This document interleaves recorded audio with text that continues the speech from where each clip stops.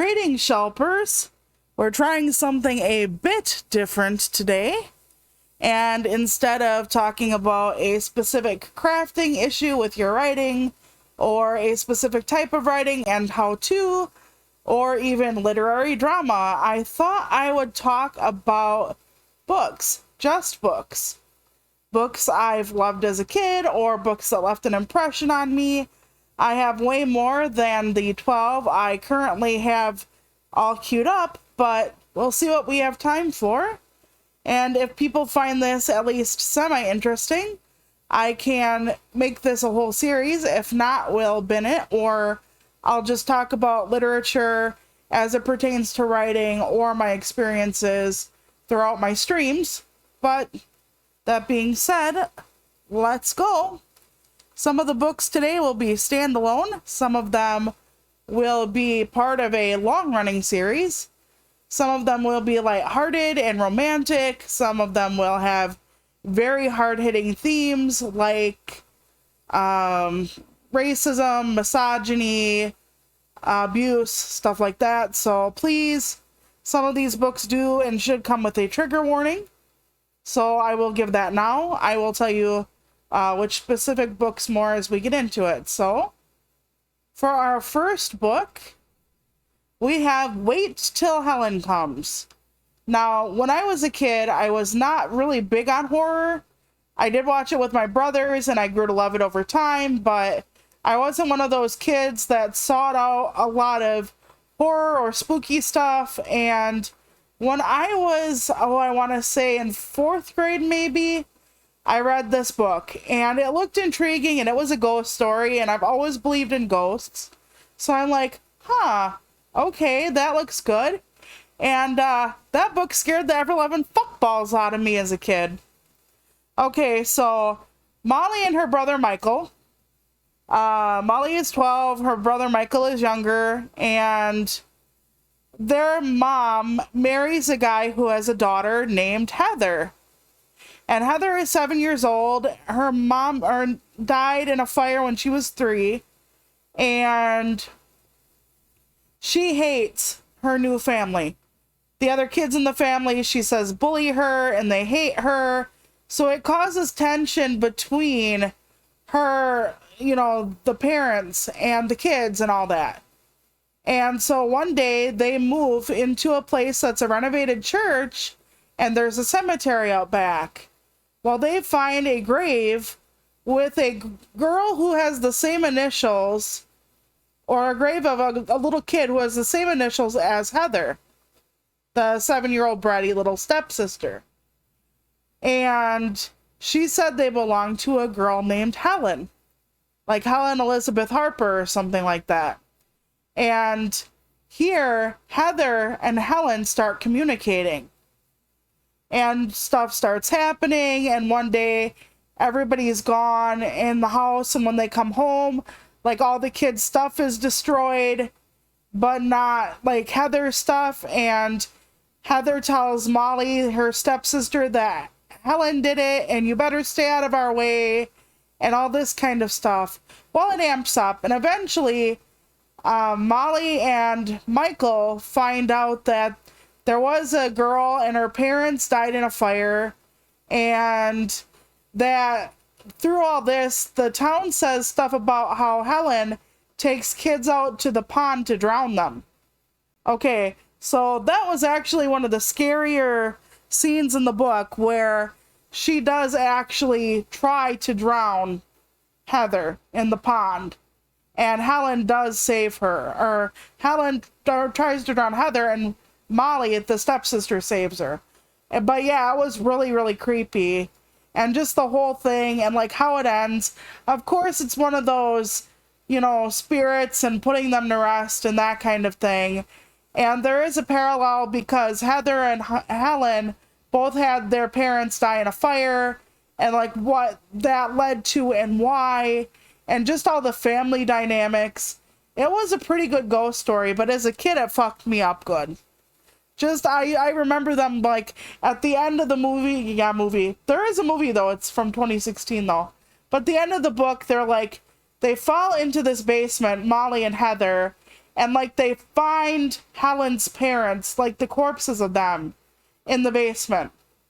Now they're not fresh corpses. They've been dead since like the 1800s, but you know, it was just a really fascinating thing about parallels and guilt and what that does to people. So I do recommend it even as an adult, you reading this.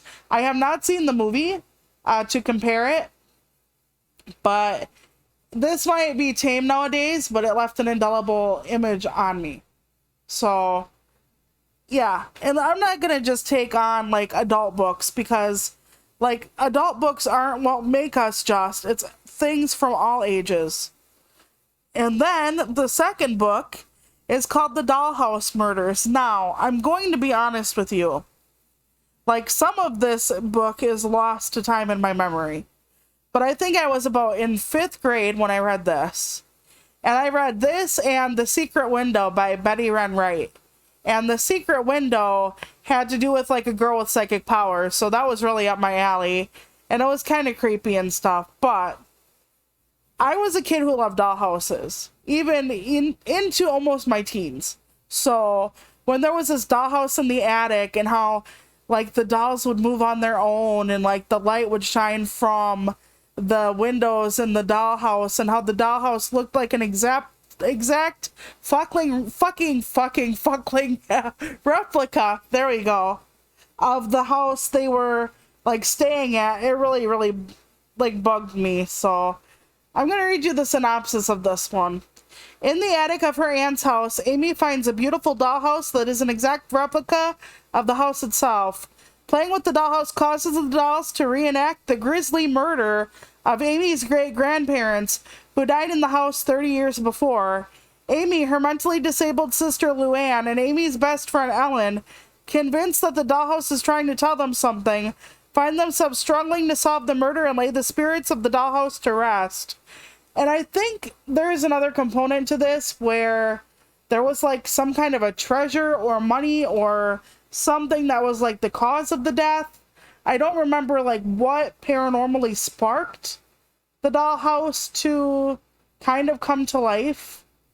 But yeah, it was just really creepy, like the sounds from the attic and them slowly climbing the stairs and like seeing the things move in the dim attic. And it was just, the aunt in this one actually was on the girl's side. Like she was very kind and caring about them. So it wasn't like one of those where, oh, the adults don't believe us and stuff. Kind of like Wait Till Helen Comes. Wait Till Helen Comes, you know, the parents were kind of pitted against each other and which kid did they believe and all that. But in the Dollhouse Murders, the aunt was actually on the kid's side, if I remember correctly. But yeah, it was actually a really good book and creeped me out. I don't think it would creep out many kids today. There's like a lot more stuff with like creepypasta and the no sleep subreddit, but when I was a kid, it really did creep me out, even though it was fascinating to me. The thought that the past could influence something like that. So those were two of the books I read as a kid. I have more books I was going to talk about, but from my childhood, but that can wait. I'm trying to talk more about books I loved or that made an impression on me as a kid or as an adult. So, and not in a bad way necessarily, but trigger warning for Good Kings, Bad Kings, which is up on the screen now. But first is Out of My Mind. Now, I read Out of My Mind as an adult, like just a few years back. And I was like, well, it's kind of a middle grade book, but the protagonist has cerebral palsy. And that's kind of what drew me, because I don't often see too much disability rep, and I wanted to see what it was about.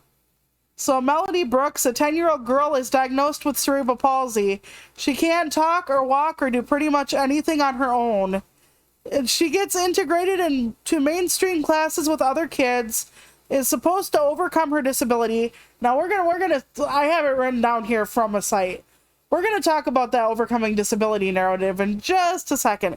Gets to play on a quiz team and finds out how judgmental and mean other kids can be. Yeah, there is going to be spoilers for some of these. Out of my mind, she does integrate into a school where she has someone who can help her full time as an assistant, which some of us need one-on-one care all the time, some partial, whatever. And when she's integrated, she uses a talk machine. And she ends up being bright enough to be on the classroom's quiz team. And they go against all these other schools and stuff in their district and whatnot. And they actually, with Melody as part of their teammate, or part of their team, one of their squad, they can actually go to like Washington, D.C. or somewhere to participate in like the quiz team finals. And they actually, I'm going to spoil it, the kids go without her. They don't want her around when they're competing on a national level. They think that it'll be better without her. So what they end up doing is just telling her the wrong time or something, and she misses the plane or whatever, the wrong day, something like that. And they go without her and compete, and she feels so fucked over because they're supposed to be her team. Well, the team is also basically a good chunk of her 4th grade class, or whatever grade she's in. So she goes back to school and is really upset. And here they won like a tiny small ass trophy because they didn't make it very far in the nationals. And they try to give it to her as an apology. And just all of that was just, it hit me.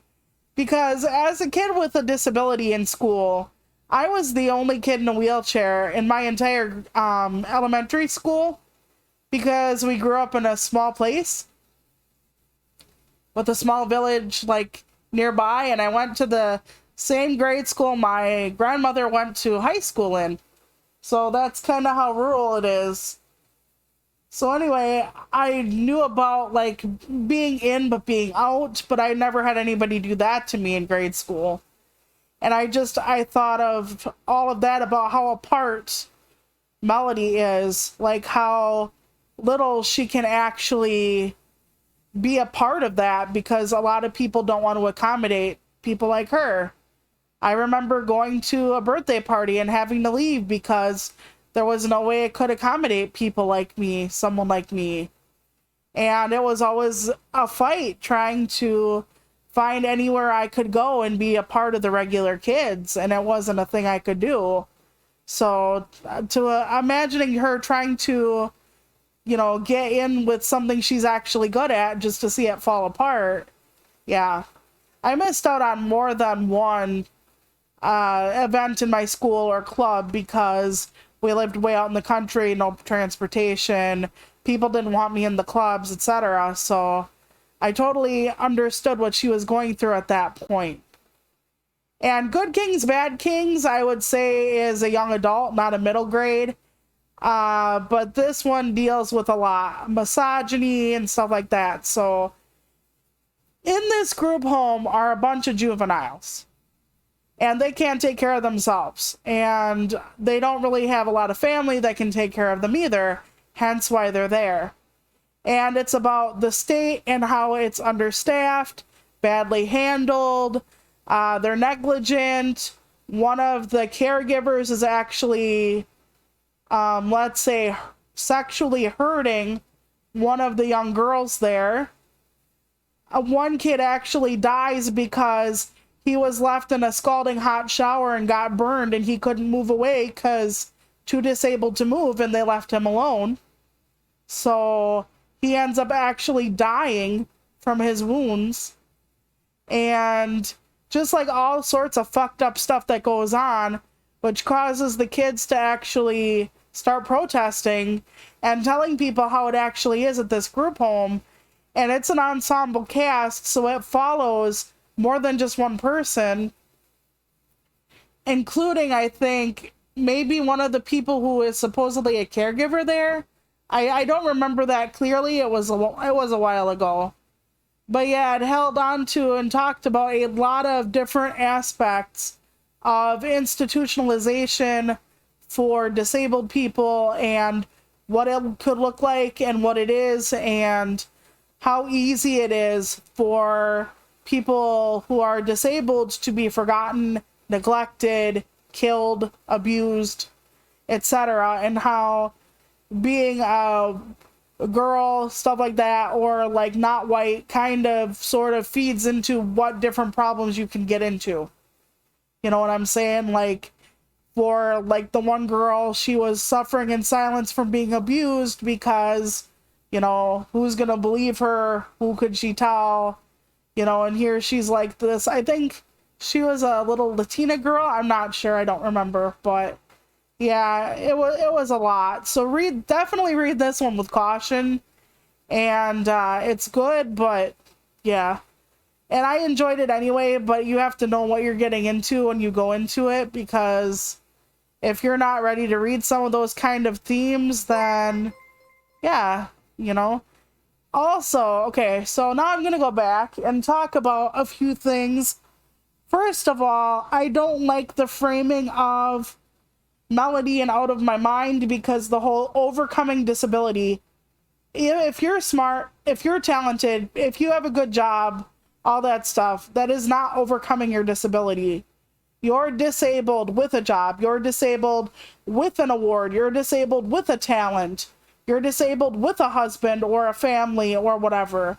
You're not disabled and then you just suddenly get rid of it when you get married, have babies, go to cooking school, run the PTA, whatever it is. You don't get rid of it. You don't overcome it.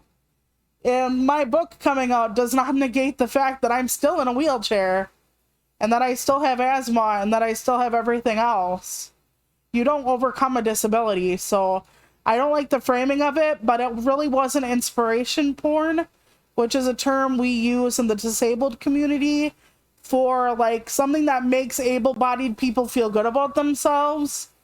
It wasn't about that at all. It was really about Melody and her story, and Good Kings, Bad Kings was quite harrowing, actually. So, yeah, we're going to move on there. I could talk about disability justice. That is a whole different conversation.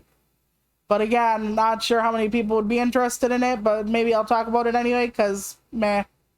Okay, so the next two books I have, The Rising by Brian Keene and Come Closer by Sarah Gran.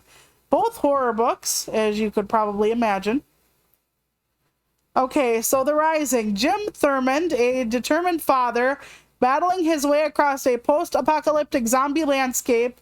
He's doing it to find his young son, accompanied by Martin, a preacher still holding to his faith, and Frankie, a recovering addict with an indomitable will to survive. Jim travels from state to state and town to town, facing an endless onslaught of undead hordes and the evils perpetrated by his fellow man. Okay, so this was one of those books where it was interesting all the way through. The zombies themselves were interesting. Again, more spoilers. It's not exactly a virus that makes them come back to life. And when somebody becomes a zombie, they know what you know. So, like, if there's a zombie baby, they're not going to know, like, how to, like, open a window and crawl out to get you, or undo the child safety locks. They're not going to know certain things. I mean, they know they want to kill you and hurt you and turn you into one of them and all that stuff, but they only know what the host knows. So I really found that interesting. And I'm going to tell you now, there are more books in the series. I'm not sure how many. I only read the first one. If I remember correctly, the first one does end on a cliffhanger. I think if this is the book I'm thinking about, it's like they're all in the house and then they get surrounded. Also, if this is the book I'm thinking about, there are also zombie animals. Because whatever takes humans in the virus, in the possession, in the whatever, is also taking animals. So, like, being next to a zoo is not fucking safe in this world. And I did find it interesting in a lot of ways. It was a very good, like, zombie apocalyptic type book. Very good read. Very interesting. I also read Dead City, which I don't know who it's from around this time. And that one was a solid, good, adventuring zombie romp. But this was actually disturbing in a few ways because, to my knowledge, I think the zombies can speak, at least somewhat. And if they have the knowledge of your loved ones when they died or got possessed or whatever, then you're dealing with something that is intelligent, who wants to hurt you, that is wearing your family member's face, that knows about you, knows what they can say to hurt you, knows what they can say to get let in.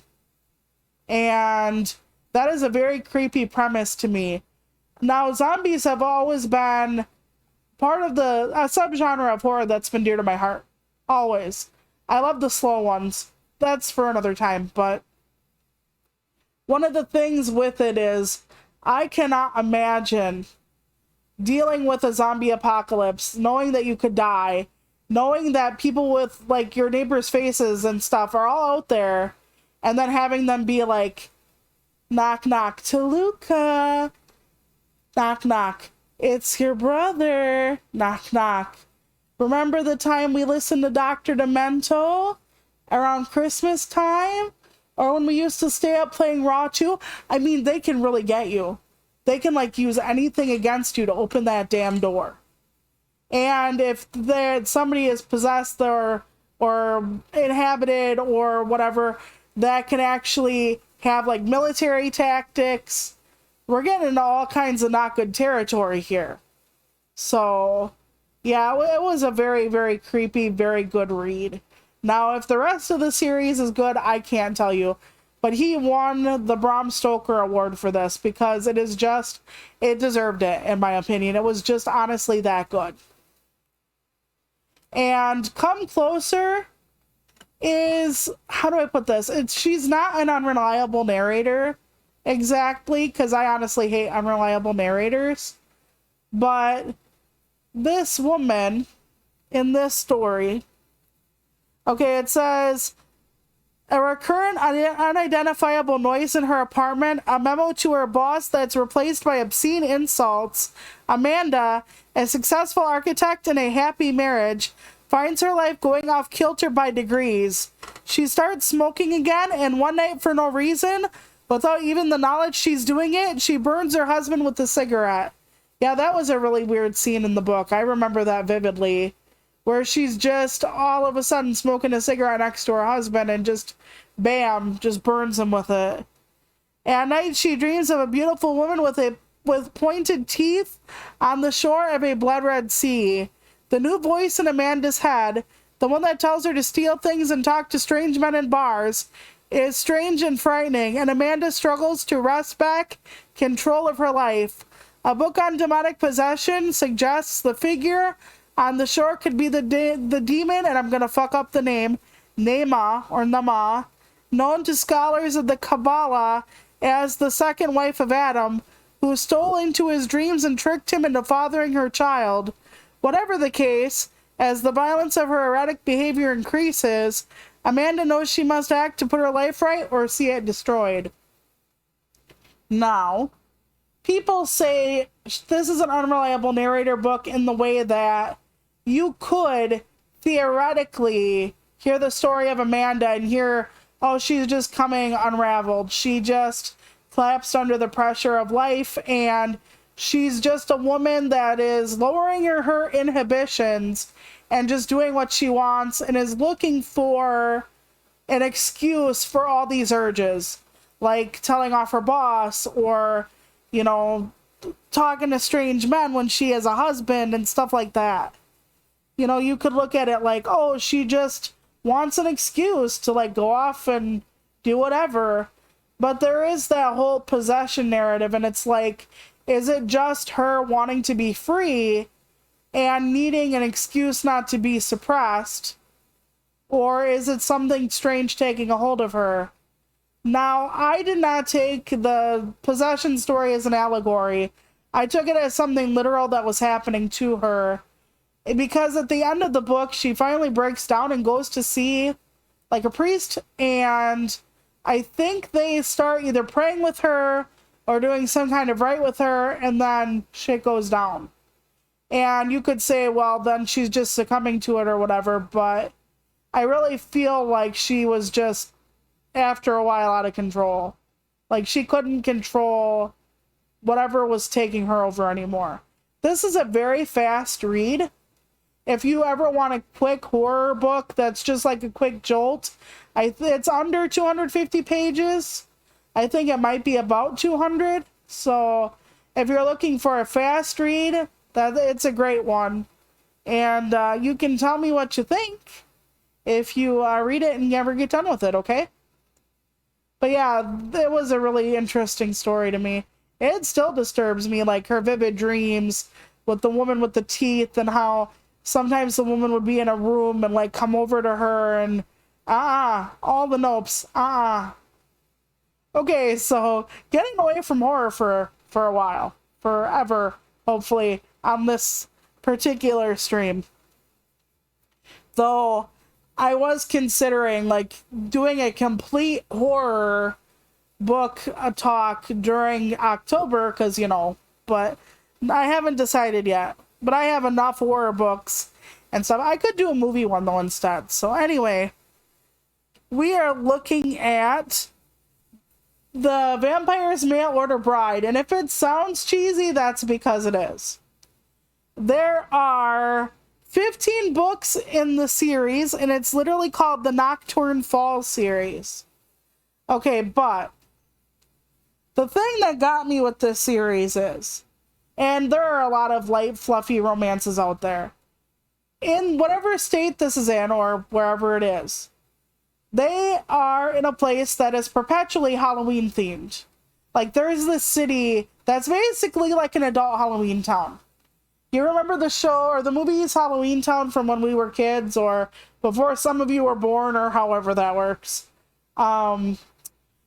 It's all Halloween. It's all costumes, and it's all that sort of thing. Pumpkins year round, and it has this spooky, ooky Halloween vibe every day of the year. And they bill it as a tourist attraction. But it's really so that the people who are paranormal, vampires, witches, werewolves, gargoyles, they can all kind of live in the real world without being looked at like, kill the monster. So yeah, and each book, of course, will have a romance in it. As far as I can tell, they're all hetero romances. So if you're looking for men loving men, women loving women, etc., I don't think you're going to find that here. But I love the idea of a town like that can hide people like that. And I read only the first book in the series, but I do want them all because I love the town. The town really makes it for me.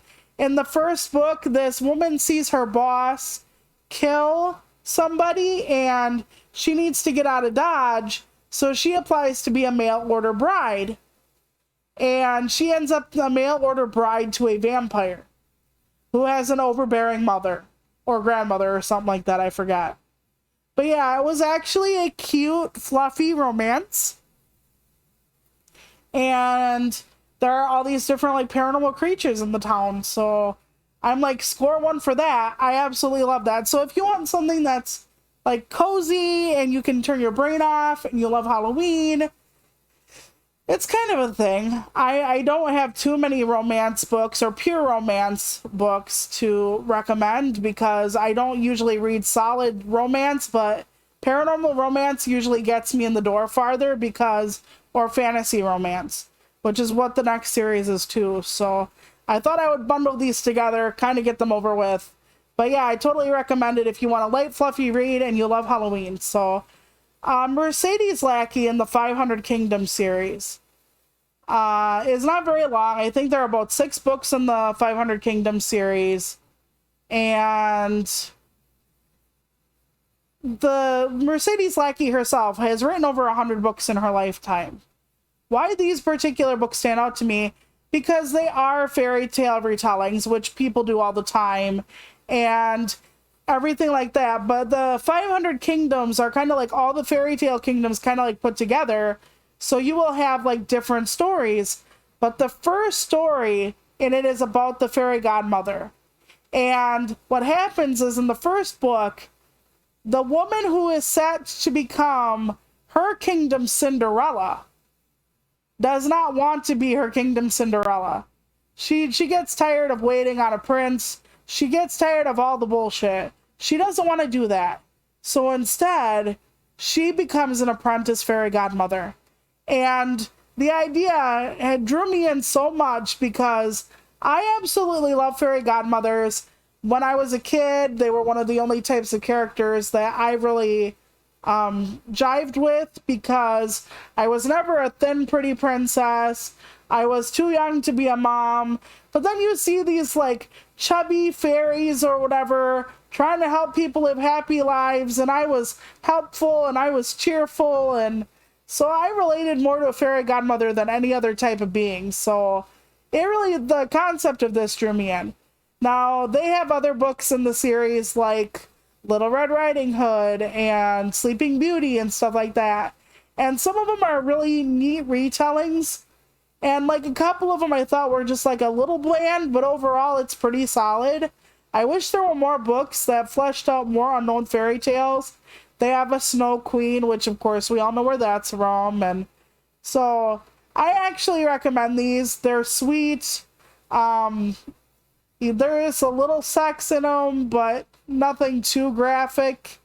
Someday I'm going to do a whole takedown of like BDSM and 50 Shades of Grey just because, but yeah, they're nice stories, and it's just something if you like romance and like fairy tales and want to turn your brain off. So again, those are two of my romance recs. Not saying the other books I've recommended don't have love in them, but yeah. So next we have two mystery series. We have Aunt Dimity and Chat and Bernie Mysteries. Now, the Aunt Dimity's mystery series has 24 damn books in it. Yeah, I decided to go through with it. Thank you. It's not going to be a very long stream, but that's all right. So the first book is Aunt Dimity's Death. So Laurie Shepard thought Aunt Dimity was a character in a bedtime story until the Dickensian law firm of Willis and Willis summons her to a reading of the woman's will. Down in her luck, Laurie learns she's about to inherit a sizable estate if she can discover the secret hidden in a treasure trove of letters in Dimity's English country cottage. What begins as a fairy tale becomes a mystery and a ghost story in an improbably cozy setting, as Aunt Dimity's indomitable spirit leads Laurie on an otherworldly quest to discover how, in this life, true love can conquer all. Now, it's not just a love story about Aunt Dimity. Okay, so what drew me to this was the fact that Aunt Dimity is dead, but she's not dead. Okay, so Laurie is American, but Aunt Dimity, the woman she inherits from, is in England. That's because during World War II, Laurie's mother and Aunt Dimity were stationed together as nurses or something in the same unit or whatever in World War II. And when she went home, Laurie's mom, they kept in touch via long, winding letters.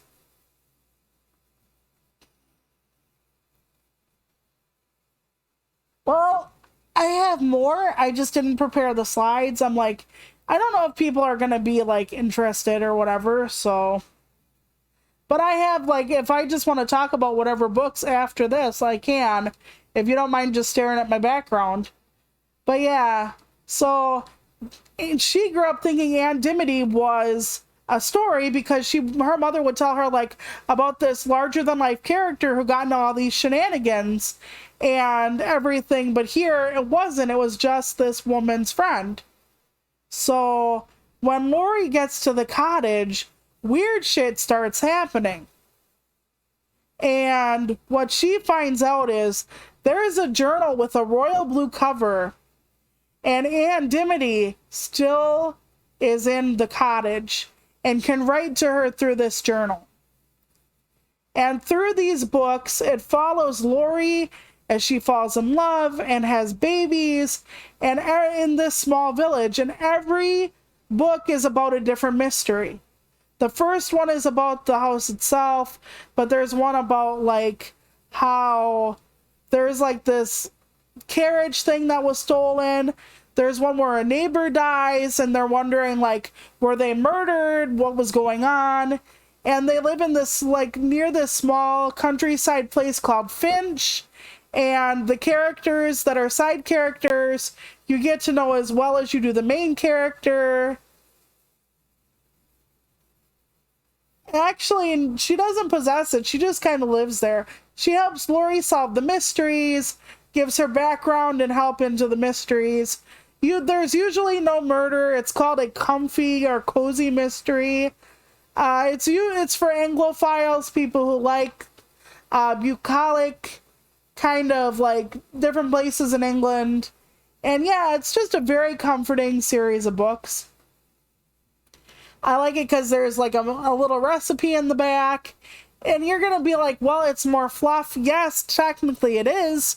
But one, fluff actually has benefits. And two, the thing with this kind of thing is that it slowly unveils itself to you. You're like walking through this woman's life. So it actually is a very interesting thing because in the books you keep Lori is like the center and Aunt Dimity is like the person who helps her, like a paranormal sidekick almost in the house. So you go through all this stuff and they just her kids grow up and you know, it's just everything, how the village changes.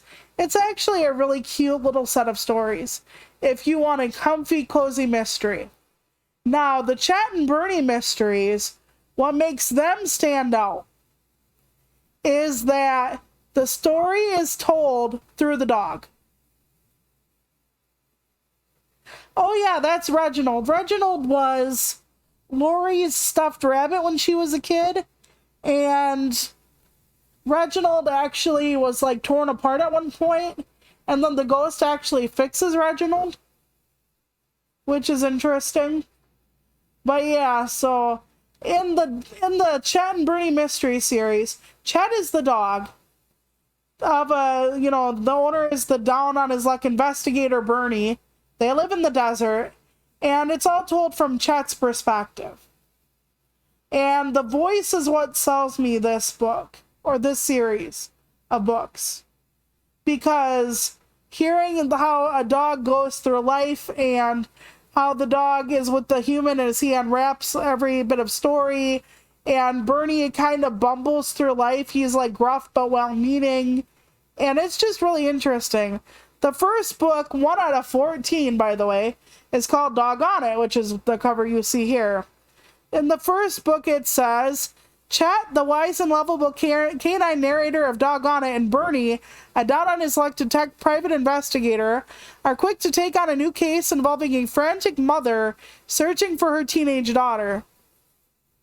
This well-behaved and gifted student may or may not have been kidnapped, but she has definitely gotten mixed up with some very unsavory characters.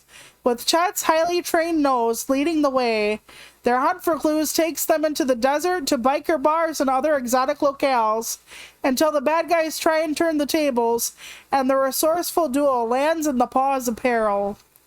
It's actually a really fun little series with the way it's written. I do recommend it. I recommend all these books for different reasons, obviously. And you find out like how the dog reacts to everything, and I think the dog used to be part of like a canine unit or something, which is why he has such a good nose. I don't know if he retired or if he was washed out from, maybe I think he was washed out from it because he didn't do his obedience classes quite well. So yeah, it was interesting. And I think they're still making them, but I haven't quite read them all, but I have read most of them. Just like the Aunt Dimity series, I've actually read like so many of them. I think I'm about 2 or 3 behind in the Aunt Dimity series. Maybe 1 behind in the Chet and Bernie series. Totally worth it, in my opinion. Because the voice sells me on the Chet and Bernie mysteries. And just the background and the paranormal hints and stuff make Aunt Dimity delightful. Yeah, yes it is. Yeah, it's both of these are mystery. One is cozy, one is not, but because of the dog, it always maintains its kind of sense of humor and original kind of depth to it. So, yep. And then the last two already. One is just a straight up fantasy series, and one is a nonfiction book. So the first one is, okay, people have heard me talk about Terry Pratchett on and off. And Terry Pratchett had many books in a series called the Discworld series. Well, a subset of the Discworld series are the Witches of Lancre or Lancre. Don't ask me, I've never heard it pronounced. And there are 5 books in the original offshoot of the Discworld series, The Witches of Lancre, and 5 in the Tiffany Aching series, which had the main witches in it, but it was also for like young adults. I've read all 11 books in this series, or in this subset of the series. Now, it is highly contested as to if Equal Rights or The Weird Sisters are the first official book of the Witches of Lancre. Now, I say it's Equal Rights, even though it was only them helping out. And the reason for that is this is their big debut. It was in the 80s. I didn't read them until, oh God, let me calculate here. Maybe the early 2000s? Maybe. No, maybe late 90s. I'm trying to think because, okay, when my mom was 42, she was hospitalized for the first time, and she almost didn't make it. Now, I'm going to walk you back a minute. Does anybody remember, you're probably not old enough, but when we were young, we used to get like these like music house collection things that came to our door for like join like Random House Music or whatever, and you get like 20 CDs for a penny, and then you have to buy so many CDs at full price to fulfill your obligation.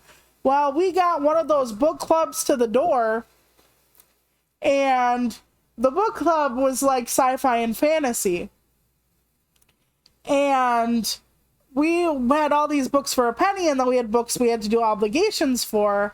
So my mom, one of the sets of books she had bought was the Witches of Lancre, the subset of the Discworld series. And we didn't crack them open, and my mom was getting sicker and sicker. Skin was changing color. She was having blackouts standing up, trouble breathing. Mom ended up being diabetic, having pulmonary embolisms up the ass, being in congestive heart failure. Her kidneys were starting to fail, and she had not wanted to leave us kids. She refused to go to the doctor, refused to leave us, because there was nobody there to watch out for us. My grandma was not exactly the most cuddly and caring of resource for us kids. But one day, my grandma saw how bad my mom was, and she said to her, "You're going to the hospital." Drove her to Marshfield, which is a town so many hours away. They have one of the best hospitals in the state, the one that's in Marshfield proper. And because it's called Marshfield Clinic and Hospital, in Marshfield is the best one. And Grandma took Mom down there, and she would have died. She was out of her head. She didn't know where she was. She was in the hospital almost 2 weeks. We were worried because Grandma would not be a good caregiver, and our father wanted nothing to do with us. So we're talking like everything was imploding on us kids. And during that time, I started reading these books. I pulled them off the shelf and I started to read. And I found a world where there were these 3 witches. There was Granny Weatherwax, who is pictured on the cover, Nanny Ogg, who is a fat motherly type, and Meg Rat Garlic. And Magrat, okay, so in a traditional coven, there is a maiden mother crone. But also, it was kind of to poke fun at Shakespeare's Witches in Macbeth. Double, double, toil and trouble, fire, burn, cauldron, bubble. That one. So that's why he made these witches in the first place. And I was so absorbed in their shenanigans. Absolutely absorbed. Equal Rights was about this girl who is the first female wizard, and all wizards had been born male. It's like the eighth son of an eighth son becomes the next wizard. Well, this wizard was going to retire or die, and just as he's going to get ready to pass the staff over, the baby is a girl, not a boy. And the wizard college wants nothing to do with her because they won't let her in, and a whole bunch of fucked up stuff happens. But the witches have to help her. The witches have to make it right. So then in the second book, called The Weird Sisters, the king had died and was killed by a corrupt duke. Yeah, exactly. So that's what got me through this. The humor of it all. Like, Nanny Ogg is a fat woman with, like, tons of kids, and she has, like, the worst cat in the world named Grebo, and Grebo is this gray terror of a cat. I think he's missing an eye, but I don't remember, and he's an awful cat. Like, he'll strike out at anything, and he's just, like, fat and horrible, and it was something that took me out of my head. And the witches end up doing battles with different people and doing different spells. And when Tiffany Aching kind of comes into the picture, the young adult one, I read that section of it when I was an adult. So I didn't really have that kind of connection, but I miss being able to read more about the witches. And we all know that Terry Pratchett, Shakespeare had a trio of witches in Macbeth. And this was meant to kind of be a satire of it, a spoof, in a way. So, yeah, but they're really good, and, like, eventually, like, you follow all the way through, and, like, how the coven changes, what they do, and it was very interesting all the way through. They end up getting a new member, people shift, and everything goes. The thing with witches is they actually know when they're gonna fucking die.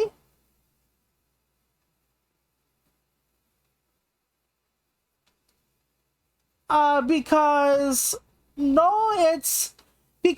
wasn't technically about the witches, it was about the girl. But the witches helped the girl, so I count it. Even though they're like, oh no, the girl is something totally unto herself, I count it. Instead of the Weird Sisters, which were more about the witches, since the witches literally have to save everything, especially Granny Weatherwax, the imposing figure before you, I was like, okay, this is the first one.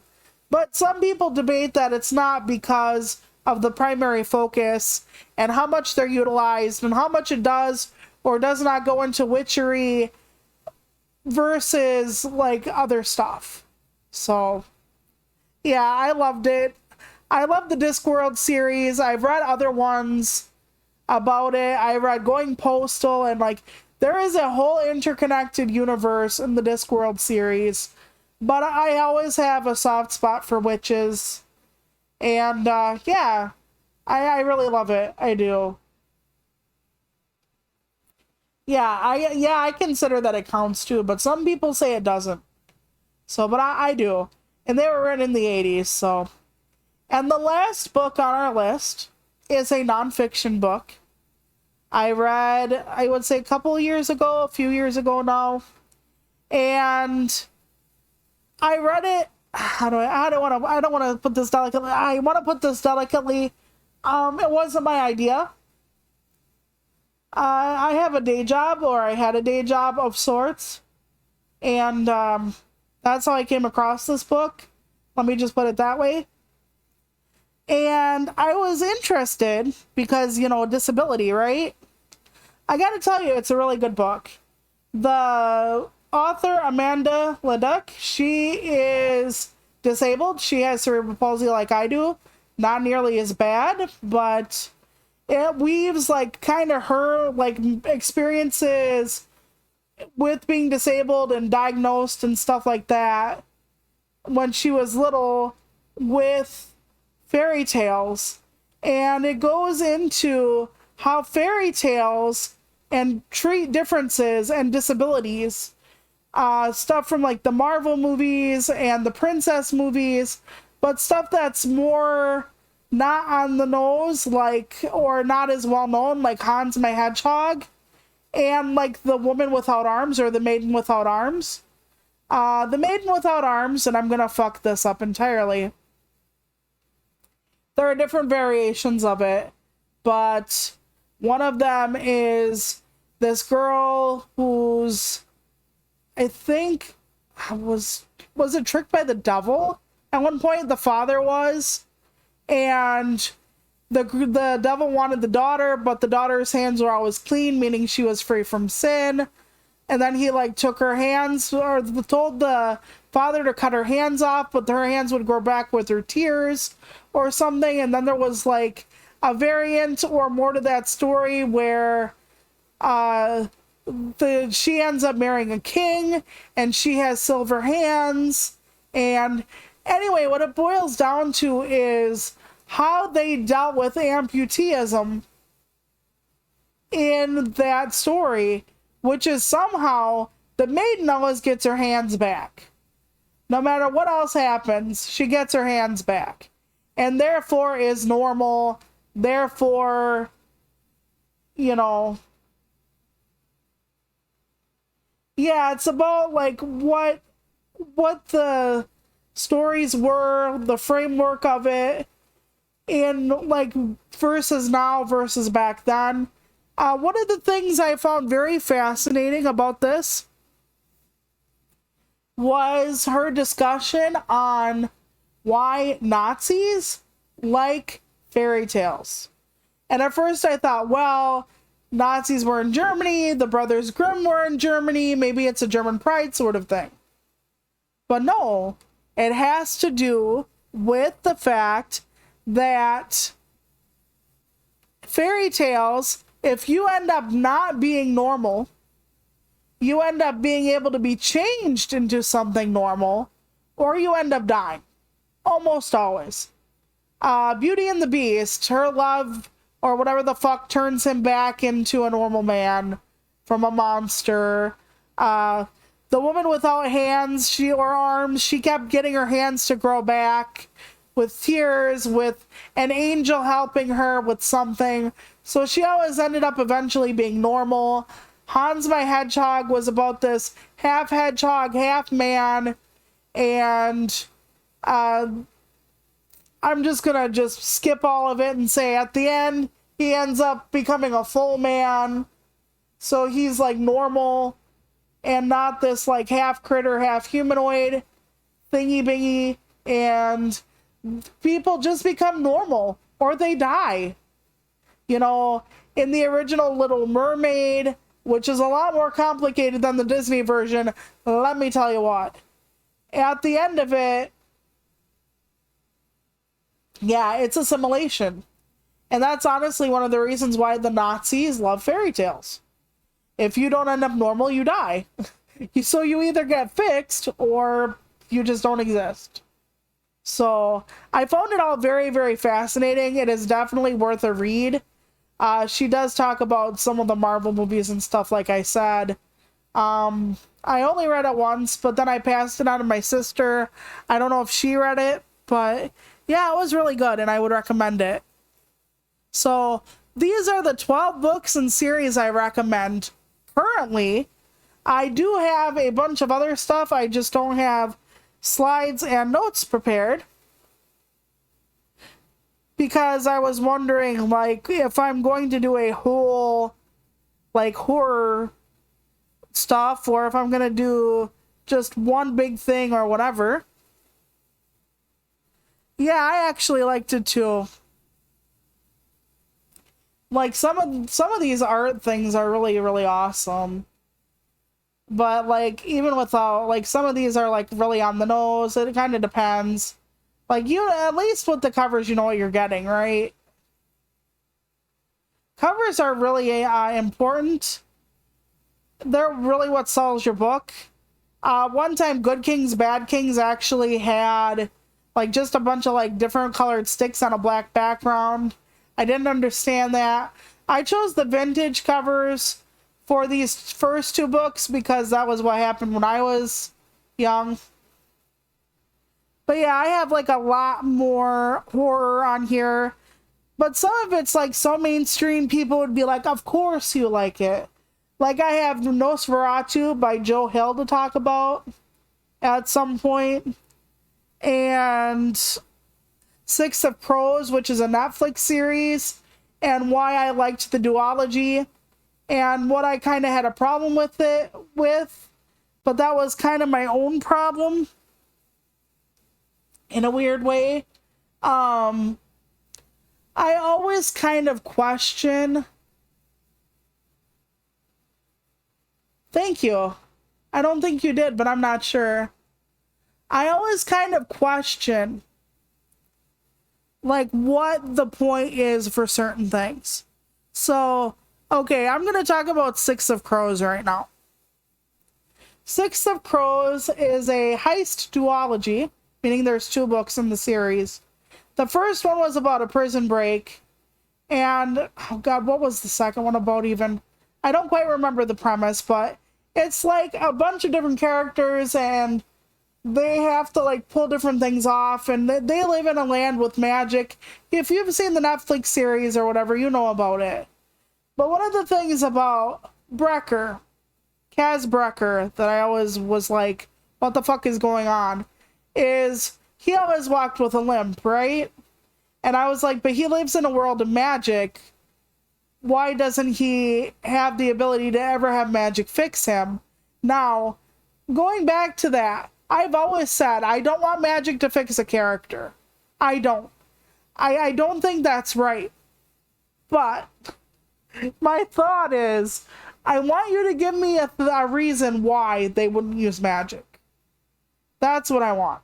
If you can use magic, why wouldn't you? I want you to say it. Like, could he not afford a healer? Was it too late for a healer? Was there something about his system that makes magic not work on him as well, which doesn't seem to be the case? So, I always wanted a why. Did Kaz Brecker actually say, no, I deserve the bum leg, get the fuck out of my face? I mean, I don't want a Kira narrative every time. I have a problem with Kira narratives.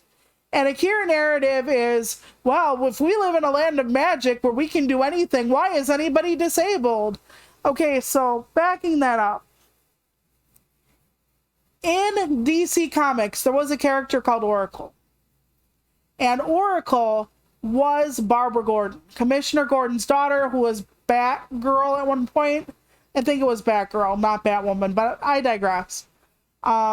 She ends up in the one series called, or the one issue called like The Cruelest Joke. The Joker shoots Barbara Gordon in the goddamn spine and makes her a paraplegic, meaning from the waist down. And it sends Commissioner Gordon into a tailspin because his daughter was injured. He couldn't help it. He's a police officer. Blah, blah, blah, blah. Okay? So when Barbara couldn't fight anymore, she became Oracle. And they had this whole group of like women superheroes that would like go and kick ass. And part of her thing was, you know, as far as like Six of Crows, Leigh Bardugo is disabled. And she explained Kaz's leg. And I'm like, as far as that's why he walks with a cane. I'm like, okay, good. But I really do want an explanation as to why he wouldn't get it fixed. I don't want it fixed. I don't like Kira narratives. So, but I still want to know why that wasn't a chosen path. why that wasn't something he could have actually, or, chosen to fix. Like I said, did it cost money? Was it too late? I wanted to know. I always want to know why, when there is magic, someone can't be cured. Okay, so I'm going to go through the Barbara Gordon thing, and then I'm going to go to Encanto from Disney. So hold on here. And you're like, what do these things have to do with the other? I'll explain. So, Barbara Gordon becomes the Oracle. She starts, doing all the computer shit and the hacking shit, and she is a superhero as much as she can be. Eventually, they fix her in the series. And their reasoning was, well, if we have people that can do all these amazing things with technology, and we have this and that people walking around that can utilize different types of magic, why do we still have a woman who's disabled? And I can kind of see that in a weird way, that logic, but it doesn't fit for me. Because, does that mean nobody in Gotham City is disabled anymore? Did they all get a shot, a pill, a magic potion? What happened? Or is Barbara Gordon, since she's a superhero, too special to stay disabled? Is she too special to be amazing, stuck to a chair? It's I don't agree with that. The whole, well, if Superman can exist and blah, blah, blah, why is she still disabled? And it's maybe magic can't fix everything. Maybe not everybody has access to it. Maybe there's a big side effect. I don't know. But you could have made it so that it made sense. But okay, so moving on to Barbara Gordon and it not making sense to fix her. In Encanto, I don't know if any of you have seen Encanto yet. But Encanto revolves around a magical family. And the mother of the family has the ability to heal people. You break your leg, she feeds you a scone, it heals your leg. You get stung by a bunch of bees, she feeds you a piece of pie, the swelling goes down. You don't die. Okay? When she feeds you things, you get healed. Okay, that's her power. Her husband and daughter, the daughter who has no powers in the movie, both wear glasses. After the mother cures them of whatever they're going through with her cooking, they still wear glasses. So, why? And it seems like the only thing I can tell is her magic has limitations. That is the way it seems anyway. That her magic is built with a set of limitations. So that means she can't just, boom, everybody's fixed. I don't know if it's from birth or if you have cerebral palsy or something, she can't just magic away from birth. She can only magic away something that only happens to you within the last 12 hours or something that happens to you only when you acquire it, you're in a car accident. I don't know. They don't really explain the limitations of the mother's powers, but that disability still exists even when superheroes exist because her powers have limits. And looking back at Barbara Gordon, they're oh no, there is no limit. Yeah, exactly. That's the thing. So, in Encanto, they have limits. But looking at Barbara Gordon and saying, well, she lives in a world of magic and superheroes and supervillains, that it doesn't make sense. It's but it could. Maybe you can't fuck with her spine or you could kill her. That could be a possibility. But it's oh no, nobody who's a hero can actually be disabled. And then it's then nobody in Gotham is disabled anymore. Because what is the point? And I have such a hard time with this because when you see a lot of fantasy books and stuff, there are no fantasy or sci-fi with advanced tech. There is nobody who's disabled around. Nobody who's missing Maybe it's people who are like missing an eye because they're like a grizzled old warlord or something, but for the most part, there's not anybody in a wheelchair. There's not anybody who's blind. There's not anybody who blah, blah, blah. And when you look around the world and you see that nobody has any kind of disability, you're like, well, what the fuck happened? And they're like, well, it's a magical or technologically advanced pick your poison type world. So why on God's green earth would we actually not heal everybody? And it's like, there are a lot of reasons you wouldn't be able to heal everybody. Like, let's say cancer has a different cause than cerebral palsy, has a different cause than a car accident that makes you paralyzed, has a different cause than an illness that gave you chronic fatigue syndrome the rest of your life, blah, blah, blah. It's like, in their mind, there's like this magic pill or potion or spell or something that can just fix you. No matter what it is, it all falls under the fix you blanket. And I hate cure narratives. The narrative that says in the future, like, or in a different world, there is no disabled person. It would be more accurate to say that they killed us than to say that we don't still exist. I'm being logical here because the amount of different things you would need to cure or do whatever with would just be too vast. Like, for instance, my body doesn't see my brain damage as damage. It just sees it now as how my brain functions. Whereas if I broke my arm, that would be damage. That would be something I acquired. So, I don't know. They leave it too, you're right about vague, but I really wish their laws would be more. They do. But that's the thing. I think it's just a way to say, well, no disabled characters just live here. And it's like, okay then. But you don't know how many stories I've seen that are fantasy or sci-fi where disabled people just don't exist. Like, at all. Like, not even in the background. And I'm not saying every story has to have a disabled person. I don't believe that. I don't want us everywhere. We don't exist everywhere. But just like, even when I'm watching like movies and stuff, to like see a disabled person in the crowd or something is just like, oh, there's a disabled person. Apparently they're not all kicking us into the Lorax pit. You know? I really like that idea where we still exist in a different future that even has different stuff and it doesn't. And they use a lot of different things to, I don't want to say get away with ableism, but kind of.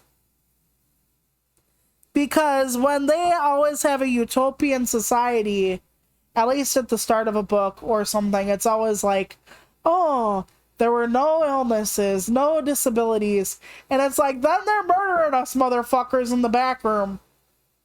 Because unless there's some kind of weird nanomachine fuckery going on that can literally fix, like, the weird hole in my brain or whatever it is. I did tell you guys that story, right? Where, this is not a book now or a show, so we're veering way off topic here. But, when the doctor first gave me my scan back, the lab tech had said I had brain cancer, but then my oncologist is like, oh, no, he just didn't know you had cerebral palsy. He saw your brain damage and was like, oh, hey. And I almost wanted to stop the doctor and say, you know, I've never seen my brain damage before. Can you show me? Like, I know I have it, obviously. I can't fucking walk. But it's like, can you show me I almost wanted to say, can you show me my brain? I want to see where the damage is. Even though I know about where the damage is, because, you know, cerebellum, blah, blah, blah. Some of us have it in the basal ganglia, but I kind of wanted to see it because I've never seen it before. But I didn't ask. But yeah, so if you have a utopian society that doesn't have us, it's probably not curing us. And the thing with that is, if we ever had a cure for every disability in the world, or every illness in the world, we would be forced to take it. And I'm not for that kind of thing. People will scream eugenics and stuff, but like, I'm one of those people where I think everybody should be able to choose. But see, the thing is, if there's a cure, society is going to be like, well, we're not supporting your ass anymore. You know, because you could be a quote unquote productive member of society. Here's the thing though. If you fix my brain damage tomorrow, my limbs are still fucked up from years of misuse or no use at all. There are a lot of other things you have to address in order to get that going. And cure narratives where all we want is to eradicate every kind of physical or whatever difference is ableist. Because, well, I believe that if we do get a cure out there that people should be able to choose, they should be able to choose. And I'm not opposed to necessarily finding out who I could be if I could walk and I didn't have a club foot and my eyes weren't all funny and I didn't have my hearing deficits or my vision deficits or any of my anything. But yeah. Yeah, I think so. But the problem with engrossment is, like I said, I always kind of peek out for how they handle it, if they handle it at all. But like I said, just because disabled people exist in this world doesn't mean they have to exist in a book. But I always find it interesting that the answer is always, we cured all of you. I'm like, sure you did, buddy, sure. But like I said, I don't think everybody should have disability in their narratives anyway. But it is nice to know that in some places we still exist. So I did like looking at that book, the Disfigured, about the disability and the fairy tales, how fairy tales handled it, which was always death or a cure. So that's kind of what I wanted to swing that back to. I have a lot of books here still.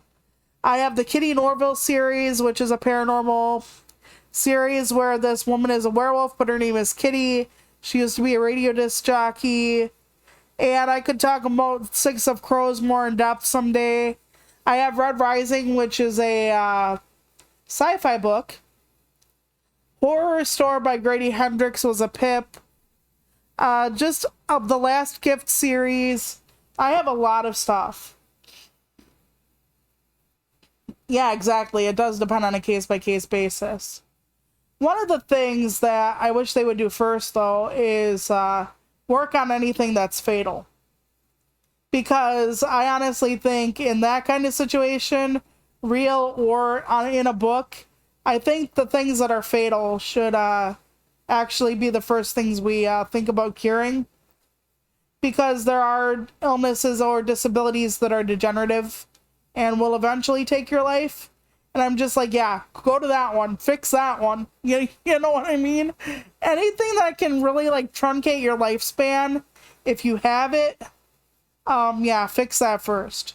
I'm all for that. So, it depends. But otherwise, those were the 12 books I had. I have a lot more on deck to talk about, but I didn't like put the slides together. My brain is like, if anybody even wants to know about these kind of things, how this evolves into the writing thing of my channel. If you want to be a writer, you have to read. You have to read things. I don't care if it's manga, I don't care what it is, but you have to read in order to be able to do that. One of the things, what was my favorite out of the dozen? Oh, there are so many different reasons why I love them, I don't think I could pick. Like, you know, you go from like a fluffy romance to like a horror book and a nonfiction book, and I just love them for different reasons. Like, some of them are more humorous than others. Kind of depends on what you're in the mood for.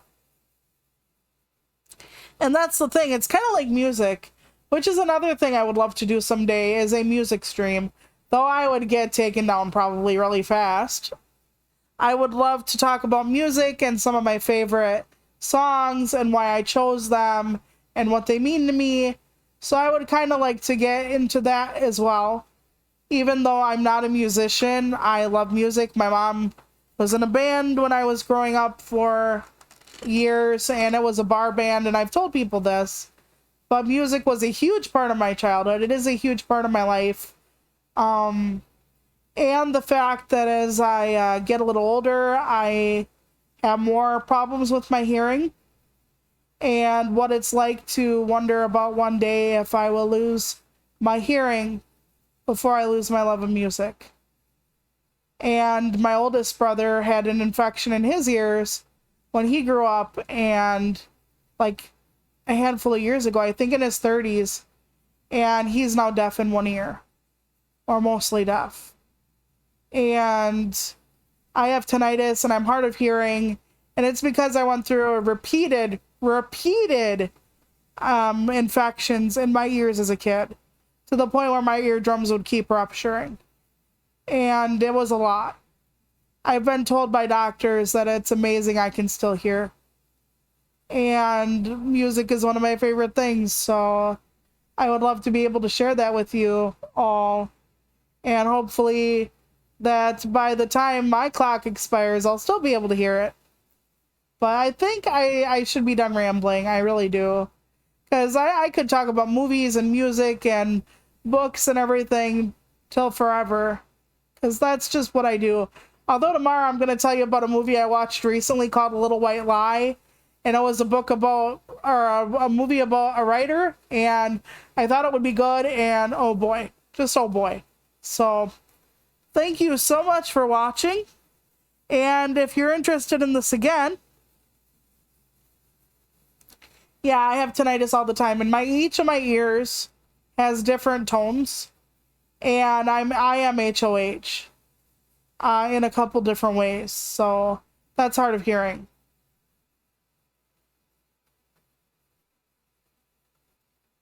Yeah, that's cool. But yeah, you should read a lot before you write a lot. You know, it's good to know. And people are like, oh, you should break the rules, but you have to know the rules before you break them. Trust me on that. I was a formalist poet for years, writing the rhyming poetry, starting each letter or each line with a capital letter. Like, I was old school back and way back, and I'm not like that so much anymore. But you have to know the rules to know where to break them. So, yeah, read wildly, love passionately, and I don't mean romantically just. I mean, you know, this world is so tough. And books were my escape for a lot of my childhood. And writing was my escape. And music and all that stuff. I escape into so many different doorways to deal with my life. But I'm glad I can share some of my doorways with you. And I hope that each of you finds stuff that makes life more tolerable when you don't think it can go on. I hope that you find a song that lets you make it through the night. I hope you find a game that takes you out of your head when you're grieving someone. I hope you find a movie where you find someone you can relate to or that gives you hope. I hope you find something. It's hard, but there's hope everywhere. There's so much out there, and I hope you find it. And thank you for letting me share some of what I've found with you. And if you want, I'll do it again someday. Like I said, I'm thinking about a horror movie one for around Halloween, so let me know. And take care of yourselves. Thank you for watching, everyone. Bye!